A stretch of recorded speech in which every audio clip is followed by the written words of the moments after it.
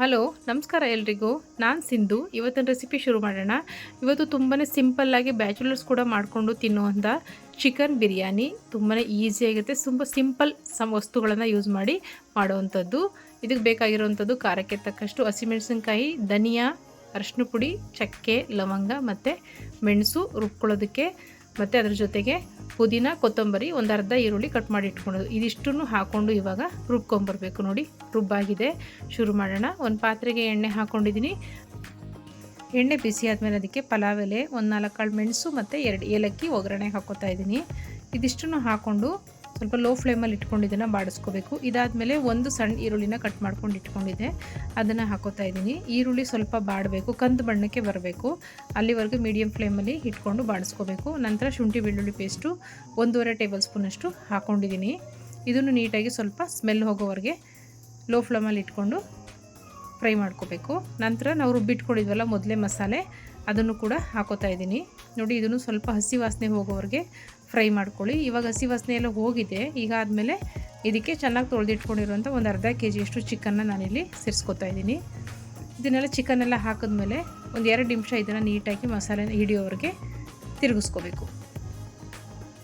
ಇವಾಗ ಇದಕ್ಕೆ ಸ್ವಲ್ಪ ಉಪ್ಪು ರುಚಿಗೆ ತಕ್ಕಷ್ಟು, ಚಿಕನ್ ಬೇಯೋದಕ್ಕೆ, ಆಮೇಲೆ ಅಕ್ಕಿ ಹಾಕ್ಬೇಕಾದ್ರೆ ನೋಡ್ಕೊಂಡು ಮತ್ತೆ ಪುನಃ ಹಾಕ್ಕೊಂಡ್ರೆ ಆಗುತ್ತೆ. ತುಂಬಾ ಅಂದರೆ ತುಂಬ ಸಿಂಪಲ್ಲಾಗಿ ಮಾಡ್ಕೋಬೋದು, ಕ್ವಿಕ್ಕಾಗಿ ಆಗುತ್ತೆ, ತುಂಬ ಟೇಸ್ಟಿಯಾಗಿರುತ್ತೆ ಇದು. ಇದಕ್ಕೆ ನಾನೊಂದು ಅರ್ಧ ಲೋಟದಷ್ಟು ನೀರು ಅಥವಾ 1/4 ಲೋಟ ಹಾಕ್ಕೊಂಡ್ರೆ ಸಾಕಾಗುತ್ತೆ. ಏಕೆಂದರೆ ಚಿಕನ್ನು ಕೂಡ ನೀರು ಬಿಡುತ್ತೆ. ಹಾಗಾಗಿ ಮಿಕ್ಸಿ ತೊಳೆದಿರೋಂಥ ನೀರು ಸ್ವಲ್ಪ ನಾವು ಆಗಲೇ ಹಾಕಿರ್ತೀವಿ, ಹಾಗಾಗಿ ನೋಡ್ಕೊಂಡು ಹಾಕ್ಕೊಳ್ಳಿ. ಇವಾಗ ನೀರು ಹಾಕಿ ಇದಕ್ಕೆ ಲಿಡ್ ಕ್ಲೋಸ್ ಮಾಡಿ ಒಂದು 5ರಿಂದ 10 ನಿಮಿಷ ಇದನ್ನು ಬೇಯಕ್ಕೆ ಬಿಡಬೇಕು. ಮಧ್ಯ ನೋಡಿಕೊಂಡು ಆವಾಗವಾಗ ಒಂದು 2 ನಿಮಿಷ 3 ನಿಮಿಷಕ್ಕೊಂದು ಸಲ ಇದನ್ನು ಕೈ ಆಡಿಸ್ಕೊತಾ ಇರಬೇಕು, ಇಲ್ಲಾಂದರೆ ತಳ ಹಿಡಿದು ಬಿಡುತ್ತೆ. ಹಾಗಾಗಿ ಬೆಂದಿದೆಯಾ ನೋಡ್ಕೊಳ್ಳಿ ಒಂದ್ಸಲಿ. ಇವಾಗ ನೋಡಿ ಆಲ್ಮೋಸ್ಟ್ ಚಿಕನ್ ಎಲ್ಲ ಬೆಂದಾಗಿದೆ. ಇವಾಗ ಇಲ್ಲಿ ನಾನು 2 ಗ್ಲಾಸ್ ಅಕ್ಕಿನ ತೊಳೆದಿಟ್ಕೊಂಡಿದ್ದೆ, ಅದನ್ನು ಹಾಕೋತಾ ಇದ್ದೀನಿ. ತುಂಬ ಹೊತ್ತು ಅಕ್ಕಿನ ನೆನೆಸೋ ಅವಶ್ಯಕತೆ ಇಲ್ಲ, ತಕ್ಷಣ ತೊಳೆದು ತಕ್ಷಣ ಹಾಕಿದ್ರೆ ಆಗುತ್ತೆ. ಇವಾಗ ಇಲ್ಲಿ ನಾನು 2 ಲೋಟ ಅಕ್ಕಿಗೆ 4 ಲೋಟ ನೀರನ್ನು ಮೊದಲೇ ಕುದಿಯೋಕೆ ಇಟ್ಟಿದ್ದೆ. 4 ಲೋಟ ನೀರನ್ನು ಇಲ್ಲಿ ಆ್ಯಡ್ ಮಾಡ್ಕೊಳ್ತಾ ಇದ್ದೀನಿ. ಇನ್ನೊಂದು ಅರ್ಧ ಲೋಟ ನಾನು ಮೊದಲು ಚಿಕನ್ ಬೇಯೋದಕ್ಕೂ ಹಾಕಿದ್ದೆ. ಹಾಗಾಗಿ ಒಟ್ಟು ಇದಕ್ಕೆ 4.25 ಲೋಟ ನೀರು ಸೇರಿಸ್ದಂಗೆ ಆಯಿತು. ನಾನಿವಾಗ ಪಾತ್ರೆಯಲ್ಲಿ ಮಾಡ್ತಿರೋದ್ರಿಂದ ಕುಕ್ಕರಲ್ಲಿ ಮಾಡಿದ್ರೆ ಕರೆಕ್ಟಾಗಿ 4 ಲೋಟ ಸಾಕಾಗುತ್ತೆ. ಇವಾಗ ಇನ್ನೊಂದು ಸ್ವಲ್ಪ ಉಪ್ಪು ಕಮ್ಮಿ ಆಗಿರೋದ್ರಿಂದ ಸ್ವಲ್ಪ ಉಪ್ಪನ್ನು ಹಾಕೋತಾ ಇದ್ದೀನಿ.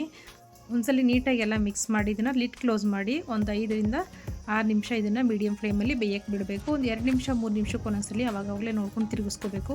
ಪಾತ್ರೆಯಲ್ಲಿ ಮಾಡ್ತಾ ಇರೋದ್ರಿಂದ ತಳ ಹಿಡಿಯೋ ಚಾನ್ಸಸ್ ಇರುತ್ತೆ. ಹಾಗಾಗಿ ನೋಡಿ ಇವಾಗ ಫುಲ್ ಆಗಿದೆ. ಇವಾಗ ನೀಟಾಗಿ ಒಂದ್ಸಲಿ ಮೇಲ್ಗಡೆಯಿಂದ ಕೆಳಗಡೆ ಎಲ್ಲ ನೀಟಾಗಿ ಮಿಕ್ಸ್ ಮಾಡಿ ಇವಾಗ ಮತ್ತೆ ಪ್ಲೇಟ್ ಮುಚ್ಚಿ ಸಿಮ್ಮಲ್ಲಿಟ್ಟು ಒಂದು 4ರಿಂದ 5 ನಿಮಿಷ ಇದನ್ನು ಹಾಗೆ ದಮ್ ಕಟ್ಟೋದಕ್ಕೆ ಬಿಡಬೇಕು. ನೀಟಾಗೆಲ್ಲ ಮಿಕ್ಸ್ ಆಗುತ್ತೆ. ಇವಾಗ ನೋಡಿ ಬಿರಿಯಾನಿ ರೆಡಿಯಾಗಿದೆ. ತುಂಬಾ ಈಸಿ. ಯಾವ ಟೊಮೊಟೊ ಹಣ್ಣು ಹಾಕೋ ಅವಶ್ಯಕತೆಯೂ ಇಲ್ಲ, ಯಾವ ಮೊಸರು ಹಾಕೋ ಅವಶ್ಯಕತೆಯೂ ಇಲ್ಲ. ತುಂಬಾ ಚೆನ್ನಾಗಿರುತ್ತೆ. ಲಾಸ್ಟಲ್ಲಿ ನಿಮಗೆ ಬೇಕು ಅಂದರೆ ಸ್ವಲ್ಪ ನಿಂಬೆಹಣ್ಣು ಹಿಂಡ್ಕೋಬೋದು. ನಮ್ಮ ರೆಸಿಪಿಗಳು ನಿಮಗೆ ಇಷ್ಟ ಆದರೆ ಲೈಕ್ ಮಾಡಿ, ಶೇರ್ ಮಾಡಿ, ಮತ್ತು ನಮ್ಮ ಚಾನಲ್ನ ಸಬ್ಸ್ಕ್ರೈಬ್ ಮಾಡ್ಕೊಳ್ಳಿ.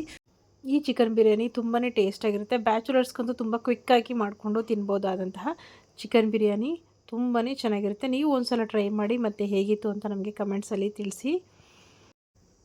Thanks for watching.